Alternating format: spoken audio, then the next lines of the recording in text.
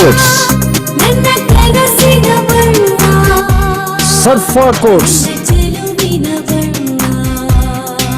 ಸರ್ಫಾ quotes ರವರ ಸುದೀರ್ಘ ಬಾಳಿಕೆಯ ಸುಂದರವೂ ಆದ ಜಲಾಧಾರಿತ ಪರಿಸರ ಸ್ನೇಹಿ ಪೇಂಟ್ಗಳನ್ನೇ ಬಳಸಿ. Sarfa luxury emulsion paint, odourless, low VOC, good for health, good for earth. Sarfa coats. ನಿಮಗೆ ಅಸ್ತಮಾ ರೀತಿಯ ನಿರಂತರ ಕೆಮ್ಮು, ಶೀತ, ಉಸಿರಾಟದ ತೊಂದರೆಯೇ? ನಿಮ್ಮ ಶ್ವಾಸಕೋಶಕ್ಕೆ ತಕ್ಷಣದ ಸಹಾಯದ ಅಗತ್ಯವಿದೆ. ನಿಮ್ಮ ಶ್ವಾಸಕೋಶದ ಸಂಪೂರ್ಣ ಪರೀಕ್ಷೆಗಾಗಿ ನಂಜಪ್ಪ ಲೈಫ್ ಕೇರ್ ನಿಮಗಾಗಿ ತಂದಿದೆ ಬೇಸಿಕ್ ಹಾಗೂ ಪ್ರೀಮಿಯಂ ಪ್ಯಾಕೇಜ್ಗಳು. ಬೇಸಿಕ್ ಪ್ಯಾಕೇಜ್ ಕೇವಲ 1,550 ರೂಪಾಯಿಗಳು ಮಾತ್ರ. ಪ್ರೀಮಿಯಂ ಪ್ಯಾಕೇಜ್ ಕೇವಲ 2,850 ರೂಪಾಯಿಗಳು ಮಾತ್ರ. ನಿಮ್ಮ ಶ್ವಾಸಕೋಶದ ಆರೈಕೆಗಾಗಿ ತಕ್ಷಣ ಸಂಪರ್ಕಿಸಿ ನಂಜಪ್ಪ ಲೈಫ್ ಕೇರ್, ಗಾಡಿಕೊಪ್ಪ, ಸಾಗರ ರಸ್ತೆ, ಶಿವಮೊಗ್ಗ. ನಮ್ಮ ದೂರವಾಣಿ ಸಂಖ್ಯೆ 0818226730. ಮಹಾನಗರ ಪಾಲಿಕೆಗೆ ಚುನಾವಣೆ ನಡೆಸುವಂತೆ ರಾಷ್ಟ್ರಭಕ್ತರ ಬಳಗದಿಂದ ನ್ಯಾಯಾಲಯದಲ್ಲಿ ಪ್ರಕರಣ ದಾಖಲಿಸಲಾಗುವುದು ಎಂದು ಬಳಗದ ಮುಖ್ಯಸ್ಥ ಕೆಎಸ್ ಈಶ್ವರಪ್ಪ ಹೇಳಿದ್ದಾರೆ. ಪಾಲಿಕೆಯಲ್ಲಿ ಚುನಾಯಿತ ಜನಪ್ರತಿನಿಧಿಗಳಿಲ್ಲದೆ 2 ವರ್ಷ ಕಳೆದಿದೆ. ಆದರೂ ಪಾಲಿಕೆಗೆ ಚುನಾವಣೆ ನಡೆಸಲು ರಾಜ್ಯ ಸರ್ಕಾರ ಇದುವರೆಗೂ ಯಾವುದೇ ಕ್ರಮ ಕೈಗೊಳ್ಳದಿರುವುದು ಖಂಡನೀಯ.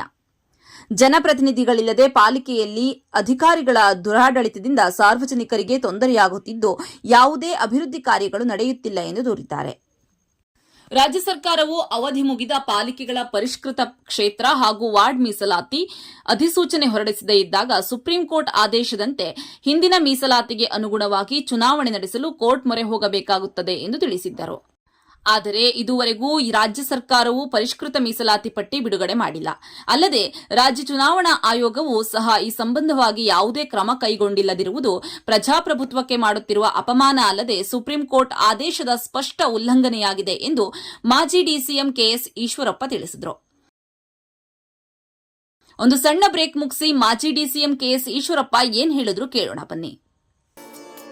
ಇಸ್ಕಾನ್ ಶಿವಮೊಗ್ಗ ವತಿಯಿಂದ ಶ್ರೀ ಕೃಷ್ಣ ಬಲರಾಮರ ರಥಯಾತ್ರೆ ಮಹೋತ್ಸವ ಇದೇ ಜನವರಿ 24, 2026ರಂದು ಮಧ್ಯಾಹ್ನ 3 ಗಂಟೆಗೆ ರಾಮಣ್ಣ ಶೆಟ್ಟಿ ಪಾರ್ಕ್ ಆವರಣದಿಂದ ಉತ್ತರ ಪ್ರದೇಶ ಮಥುರಾದ ಇಸ್ಕಾನ್ ಗೋವರ್ಧನ ಅಧ್ಯಕ್ಷರಾದ ಪರಮಪೂಜ್ಯ ಅಸಿತ ಕೃಷ್ಣಸ್ವಾಮಿಯವರು ರಥಯಾತ್ರೆಗೆ ಚಾಲನೆ ನೀಡಲಿದ್ದಾರೆ.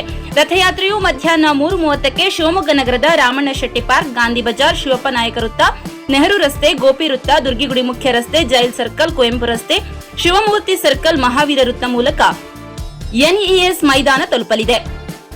ಸಂಜೆ 6:30ಕ್ಕೆ ಎನ್ಇಎಸ್ ಮೈದಾನದಲ್ಲಿ ಸಮಾರೋಪ ಸಮಾರಂಭ ಜರುಗಲಿದ್ದು, ಸಮಾರಂಭದಲ್ಲಿ ಹರಿನಾಮ ಸಂಕೀರ್ತನೆ, ಪ್ರವಚನ, ವೈಭವಪೂರಿತ ಸಾಂಸ್ಕೃತಿಕ ಕಾರ್ಯಕ್ರಮಗಳು, ವೈಭವ ಆರತಿ, ನಂತರ ಮಹಾಪ್ರಸಾದ ವಿತರಣೆಯಾಗಲಿದೆ. ತಮ್ಮೆಲ್ಲರಿಗೂ ಕೂಡ ಶ್ರೀ ಕೃಷ್ಣ ಬಲರಾಮ ರಥಯಾತ್ರೆಗೆ ಭಕ್ತಿಪೂರ್ವಕವಾದ ಸ್ವಾಗತ. ನಮ್ಮ ಮಲೆನಾಡು ಶಿವಮೊಗ್ಗದಲ್ಲಿ ತಯಾರಾದ dairy fresh ice cream, pure milk ಬಳಕೆ, ರಿಯಲ್ ಫ್ರೂಟ್ಸ್ ನ ನೈಜ ಸವಿ, ನ್ಯಾಚುರಲ್ ಕಲರ್ಸ್ ಮಾತ್ರ, ಯಾವುದೇ ಆಡೆಡ್ ಕಲರ್ಸ್ ಇಲ್ಲ. 15 ವರ್ಷಗಳ ನಂಬಿಕೆಯ ಸೇವೆ, ರುಚಿಯಲ್ಲಿ ಟೇಸ್ಟಿ, ಆರೋಗ್ಯದಲ್ಲಿ ಬೆಸ್ಟ್. ನಮ್ಮ ಊರಿನ ಹೆಮ್ಮೆ, ನಮ್ಮ ರುಚಿಯ ಆಯ್ಕೆ ಡೈರಿ ಫ್ರೆಶ್ ಐಸ್ ಕ್ರೀಮ್.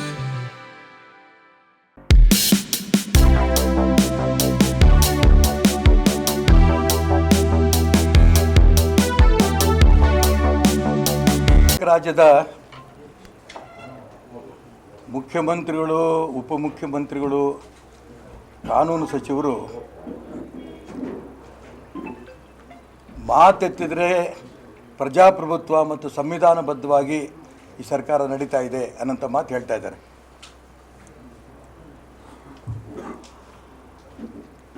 ಆದರೆ ಪ್ರಜಾಪ್ರಭುತ್ವಕ್ಕೂ ಸಂವಿಧಾನಕ್ಕೂ ಕೂಡ ಅಪಮಾನ ಮಾಡೋ ರೀತಿಯಲ್ಲಿ ರಾಜ್ಯ ಸರ್ಕಾರ ನಡೀತಾ ಇದೆ.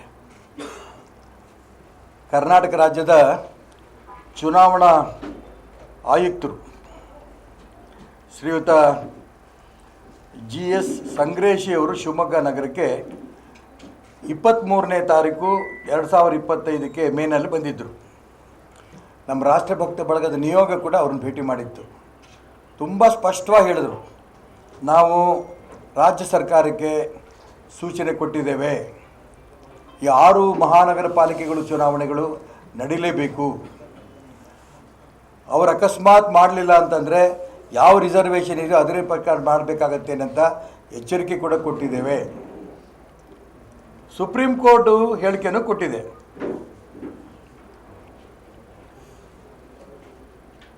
ಆದರೆ ಸುಪ್ರೀಂ ಕೋರ್ಟ್ ಮಾತನ್ನು ಮೀರಿ ಇವತ್ತಿನ ತನಕನೂ ಕೂಡ ಶಿವಮೊಗ್ಗ ಮಹಾನಗರ ಪಾಲಿಕೆ ಸೇರಿ 6 ಮಹಾನಗರ ಪಾಲಿಕೆಗಳೇನು ಚುನಾವಣೆ ಆಗಬೇಕು ಅಲ್ಲೆಲ್ಲೂ ಕೂಡ ಚುನಾವಣೆ ದಿಕ್ಕಲ್ಲಿ ಸ್ವಲ್ಪನೂ ಕೂಡ ಪ್ರಯತ್ನವೇ ನಡೆದಿಲ್ಲ. ಸುಪ್ರೀಂ ಕೋರ್ಟ್ ಆದೇಶ ಕೊಡ್ತು. ಬೆಂಗಳೂರಿನ 5 ಮಹಾನಗರ ಪಾಲಿಕೆ ಬೆಂಗಳೂರು ಅಲ್ಲಿ ಚುನಾವಣೆ ಆಗಬೇಕು ಅಂತ ಸುಪ್ರೀಂ ಕೋರ್ಟು ಕಪಾಳ ಮೋಕ್ಷ ಮಾಡಿದ ನಂತರ ಚುನಾವಣೆ ಮಾಡೋದಕ್ಕೆ ಈಗ ಮುಂದುವರೆದಿದ್ದಾರೆ ಬೆಂಗಳೂರಿನಲ್ಲಿ. ಹಾಗಾಗಿ ರಾಜ್ಯ ಸರ್ಕಾರಕ್ಕೆ ನಾನು ಇಷ್ಟು ನೇರವಾಗಿ ಕೇಳೋಕ್ಕೆ ಇಷ್ಟಪಡ್ತೇನೆ, ನಿಮಗೆ ಪ್ರಜಾಪ್ರಭುತ್ವದ ಬಗ್ಗೆ ನಂಬಿಕೆ ಇಲ್ವಾ? ಆಡಳಿತಾಧಿಕಾರಿಗಳೇ ನಡಿಬೇಕಾ ಚುನಾವಣೆ? ಆಡಳಿತ ನಡೆಸಬೇಕಾ? ಚುನಾಯಿತ ಪ್ರತಿನಿಧಿಗಳು ಈ ಆಡಳಿತ ನಡೆಸೋಕ್ಕೆ ನಿಮಗೆ ಆಸಕ್ತಿ ಇಲ್ವಾ? ಅಥವಾ ಚುನಾವಣೆ ಅಂದರೆ ನಿಮಗೇನಾದ್ರು ಭಯನಾ? ಶಿವಮೊಗ್ಗ ನಗರದ ಮಹಾನಗರ ಪಾಲಿಕೆ ಚುನಾವಣೆ ನಡೆದರೆ ಎಲ್ಲಿ ಕಾಂಗ್ರೆಸ್ ಪಕ್ಷ ಸೋತೋಗುತ್ತೆ ಅಂತ ಭಯದಿಂದನೇ ಈ ಆಟ ಆಡ್ತಿದ್ದೀರಾ? ತುಂಬ ನೊಂದು ಹೇಳ್ತಾ ಇದ್ದೀನಿ ನಾನು. ಕಾರ್ಪೊರೇಷನ್ ಶಿವಮೊಗ್ಗ ನಗರದ ಮಹಾನಗರ ಪಾಲಿಕೆಯ ಭಾಗಕ್ಕೆ ಯಾವುದೇ ಕೆಲಸಕ್ಕೆ ಹೋದರೆ ಗಲಾಟೆ ಮಾಡಿದ್ರೆ ಯಾವ ಕೆಲಸನೂ ಆಗಲ್ಲ. ಭ್ರಷ್ಟಾಚಾರ ತುಂಬಿ ತುಳುಕ್ತಾ ಇದೆ.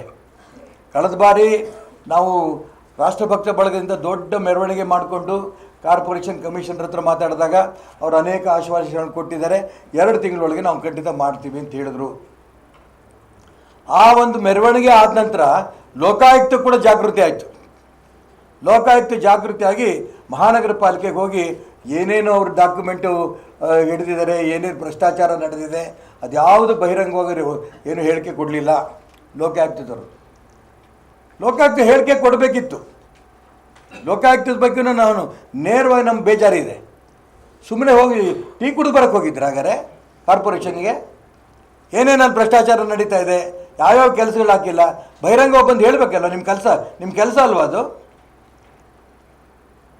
ಅದು ಬಿಟ್ಟು ಯೂನಿಫಾರ್ಮ್ ಇಷ್ಟಿದ್ದೆಲ್ಲ ಕೊಡಬೇಕು. ಸದ್ಯ 1000 ಒಂದು ಹೇಳಿದ್ದಾರೆ, ಅದು ಅವ್ರು ಮಾಡ್ತಾರೋ ಬಿಡ್ತಾರೋ ಗೊತ್ತಿಲ್ಲ. ಒಟ್ಟಾರೆ ರಾಜ್ಯದ 6 ಮಹಾನಗರ ಪಾಲಿಕೆಗಳ ಚುನಾವಣೆ ಮಾಡೋದ್ರಲ್ಲಿ ರಾಜ್ಯ ಸರ್ಕಾರ ಸಂಪೂರ್ಣ ವಿಫಲವಾಗಿದೆ. ಅವ್ರದ್ದೇ ಹೋರಾಟ. ಮುಖ್ಯಮಂತ್ರಿ ಇರಬೇಕು, ಬದಲಾವಣೆ ಆಗಬೇಕು. ಸಿದ್ದರಾಮಯ್ಯ ಮುಖ್ಯಮಂತ್ರಿ 5 ವರ್ಷ ಮುಂದುವರಿಬೇಕು, DK ಬರಬೇಕು. ನೀವು ಯಾರಾಗಲಿ ನಮಗೆ ಸಂಬಂಧ ಇಲ್ಲ. ಆದರೆ ನಿಮ್ಮ ಡ್ಯೂಟಿ ಪ್ರಜಾಪ್ರಭುತ್ವವನ್ನು ಉಳಿಸಬೇಕಾದ್ದು. ನಿಮ್ಮ ಡ್ಯೂಟಿ ಪ್ರಜಾಪ್ರಭುತ್ವದ ಮಾದರಿನಲ್ಲಿ ಸಂವಿಧಾನಬದ್ಧವಾಗಿ ಸುಪ್ರೀಂ ಕೋರ್ಟ್ ಹೇಳಿರೋ ಪ್ರಕಾರ ಚುನಾವಣೆ ನಡೆಸಬೇಕು. ಚುನಾವಣಾ ಆಯುಕ್ತ ಸಂಗ್ರೇಶಿ ಅವರು ನಿಮ್ಮ ಮಾತಿಗೆ ಬೆಲೆ ಇಲ್ವಾಗಾರೆ? ನೀವು ಕೂಡ ಪೇಪರ್ ಭೂತಾರ? ಬರೀ ಹೇಳಿಕೆ ಕೊಟ್ಟು ಹೋಗ್ತೀರಾ? ಅವ್ರ ಮೇಲೆ ಕ್ರಮ ತಗೊಳ್ಳೋಕ್ಕೆ ನಿಮ್ಗೆ ಅಧಿಕಾರ ಇಲ್ಲವ ಸರ್ಕಾರದ ಮೇಲೆ? ಭಾಳ ನೊಂದು ಹೇಳ್ತಾ ಇದ್ದೀನಿ. ಇವತ್ತು ರಾಜ್ಯ ಸರ್ಕಾರ ಈ ರೀತಿ ಪ್ರಜಾಪ್ರಭುತ್ವವನ್ನು ಕಗ್ಗೊಲೆ ಮಾಡ್ತಾ ಇದೆ. ಇಡೀ ರಾಜ್ಯದ ಎಲ್ಲ ಮಹಾನಗರ ಪಾಲಿಕೆಗಳು ಕೂಡ ಇವತ್ತು ಯಾವುದೇ ಚುನಾಯಿತ ಪ್ರತಿನಿಧಿಗಳು ಇಲ್ಲದೇ ಆಡಳಿತ ನಡೆಸ್ತಾ ಇರೋಂಥ ದುಸ್ಥಿತಿ ಬಂದಿರೋದು ನಿಜಕ್ಕೂ ತುಂಬ ನಾಚಿಕೆಗೇಡು ಸರ್ಕಾರಕ್ಕೆ. ಇವರು ಮುಖ್ಯಮಂತ್ರಿಗಳು ಯಾಕೆ ಆಗಿರಬೇಕು, ಉಪಮುಖ್ಯಮಂತ್ರಿಗಳು ಯಾಕೆ ಆಗಿರಬೇಕು ನನಗೆ ಗೊತ್ತಿಲ್ಲ. ಈಗಿನ ಸರ್ಕಾರ ನಿಜಕ್ಕೂ ಕೂಡ ಏನು ಚುನಾವಣಾ ಆಯೋಗ ಹೇಳಿದೆ, ನಿಮಗೆ ಸೂಚನೆ ಕೊಟ್ಟಿದೆ, ಸುಪ್ರೀಂ ಕೋರ್ಟ್ ಹೇಳಿಕೆ ಕೊಟ್ಟಿದೆ. ಸುಪ್ರೀಂ ಕೋರ್ಟ್ ಹೇಳಿಕೆ ಕೊಟ್ಟರೂ ನೀವು ಮಾಡಲಿಲ್ಲ ಅಂದರೆ ಇನ್ನು ಸುಪ್ರೀಂ ಕೋರ್ಟಲ್ಲಿ ವಿಧಿ ಇಲ್ಲದೇ ಕೋರ್ಟಿಗೆ ಹೋಗೋದು ವಿಧಿ ಇಲ್ಲ. ಈ ದಿಕ್ಕಲ್ಲಿ ನಾವು ಯೋಚನೆ ಮಾಡ್ತಾ ಇದ್ದೀವಿ. ಶಿವಮೊಗ್ಗ ಮಹಾನಗರ ಪಾಲಿಕೆ ಚುನಾವಣೆ ನಡೆಸಬೇಕು ಅನ್ನೋಂಥ ಒಂದೇ ಉದ್ದೇಶದಿಂದ ನಾವು KE ಕಾಂತೇಶ್ ಮತ್ತು ಅವರ ಸ್ನೇಹಿತರ ನೇತೃತ್ವದಲ್ಲಿ ರಾಷ್ಟ್ರಭಕ್ತ ಬಳಗದಿಂದ ನಾವು ಕೋರ್ಟಿಗೆ ಹೋಗೋದೇ ವಿಧಿ ಇಲ್ಲ. ಕೋರ್ಟಿಗೆ ಹೋಗ್ತೇವೆ. ಏಕೆಂತಂದರೆ ಚುನಾವಣಾ ಆಯುಕ್ತರು ಶಿವಮೊಗ್ಗ ನಗರಕ್ಕೆ ಬಂದಾಗ ಅವ್ರ ಕೈಲಿ ಮೆಮೊರಾಂಡಮ್ ಕೊಟ್ಟಾಗ ನಾವು ಈಗಾಗಲೇ ಸೂಚನೆ ಕೊಟ್ಟಿದ್ದೇವೆ. ಸರ್ಕಾರ ರಿಸರ್ವೇಷನ್ ಕೊಡಲಿಲ್ಲ ಅಂದರೆ ಯಾವ ರೀತಿ ರಿಸರ್ವೇಷನ್ ಇದೆ ಅದೇ ಪ್ರಕಾರ ಚುನಾವಣೆ ಮಾಡಿಸ್ತೇವೆ. ಈ ಮಾತನ್ನು ಹೇಳೋದ್ಮೇಲೆ ಚುನಾವಣಾ ಆಯೋಗಕ್ಕೂ ಅವ್ರು ಬೆಲೆ ಕೊಡ್ತಿಲ್ಲ, ಸುಪ್ರೀಂ ಕೋರ್ಟ್ಗೂ ಬೆಲೆ ಕೊಡ್ತಿಲ್ಲ, ಪ್ರಜಾಪ್ರಭುತ್ವ ವ್ಯವಸ್ಥೆಗೂ ಬೆಲೆ ಇಲ್ಲ ನಿಮಗೆ. ಹಾಗಾಗಿ ಕೋರ್ಟಿಗೆ ಹೋಗದೆ ವಿಧಿ ಇಲ್ಲ. ಅದಕ್ಕೋಸ್ಕರ ನಾವು ಶಿವಮೊಗ್ಗ ಮಹಾನಗರ ಪಾಲಿಕೆ ಚುನಾವಣೆ ಆಗಬೇಕು. ನಾವು ಉಳಿದ 6 ಕಾರ್ಪೊರೇಷನ್ ಬಗ್ಗೆ ನಾವು ಹೋಗಲ್ಲ. ಎಸ್ಪೆಷಲಿ ಶಿವಮೊಗ್ಗ ನಗರದ ಮಹಾನಗರ ಪಾಲಿಕೆ ಚುನಾವಣೆ ಆಗಬೇಕು ಅಂತ ನಾವು ಈ ಸಂದರ್ಭದಲ್ಲಿ ಕೋರ್ಟ್ಗೆ ಹೋಗಬೇಕು ಅಂತ ತೀರ್ಮಾನ ಮಾಡಿದ್ದೇವೆ. ಇಷ್ಟೊಳ್ಳೆ ನಾವು ಅವರ ಪ್ರೋಸೆಸ್ ನೋಡಿಕೊಂಡು ರಾಷ್ಟ್ರಭಕ್ತ ಪ್ರಮುಖರೆಲ್ಲ ಒಟ್ಟಿಗೆ ಕೂತು ಚರ್ಚೆ ಮಾಡಿ ಕೆ.ಇ. ಕಾಂತೇಶ್ ಅವರ ನೇತೃತ್ವದಲ್ಲಿ ಮಹಾನಗರ ಪಾಲಿಕೆ ತಕ್ಷಣ ಚುನಾವಣೆ ನಡೆಸಬೇಕು ಅನ್ನೋಂಥ ನ್ಯಾಯಾಲಯದ ಮೊರೆ ನಾವು ಹೋಗ್ತೀವಿ. ಇದರಲ್ಲಿ ಬಿಟ್ಟರೆ ಬೇರೆ ಯಾವುದು ನಮಗೆ ದಾರಿ ಕಾಣ್ತಿಲ್ಲ ಅನ್ನೋಂಥ ಅಂಶವನ್ನು ಈ ಸಂದರ್ಭದಲ್ಲಿ ನಾನು ಹೇಳೋಕ್ಕೆ ಇಷ್ಟಪಡ್ತೇನೆ.